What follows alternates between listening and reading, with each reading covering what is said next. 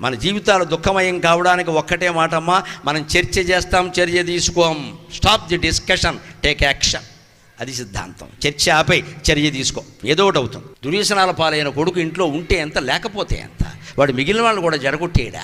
వీడు ఇలా ఉంటే వాడు కొడుకు ఇంకోలా ఉంటాడా? అంటే తరతరాలు పాడైపోతుంటే మనం చూస్తూ ఉంటామా? ఫ్యాషన్ పేరు మీద, కల్చర్ పేరు మీద. ఇదా కల్చర్? మళ్ళీ గణపతి పూజ మనమే చేస్తాం, నవరాత్రులు చేస్తాం, ఉపవాసం చేయాలంటాం, ఏ వైపు దీపం పెట్టాలో అని అడుగుతాడు. దీపం ఎక్కడ పెట్టాలి? నువ్వు ఎక్కడ పెట్టినా ఒకటే. రక్త సంబంధం నువ్వు కొట్టుకుపోతూ ఉంటామే. యౌనాత్ అంటే అర్థం అది. నీ రక్త సంబంధం కంటే సజ్జనులతో సాంగత్యమే చాలా గొప్పది. నీ రక్త సంబంధంలోనే సజ్జనులు ఉంటే నువ్వు అదృష్టవంతుడు, నీకు నమస్కారం. మన అన్నయ్యో, మన అక్కయ్యో, మన తండ్రో తల్లో వాడు సజ్జనులైతే అంతకంటే అదృష్టమే ఉందండి, వాళ్ళతోనే ఉంటాం.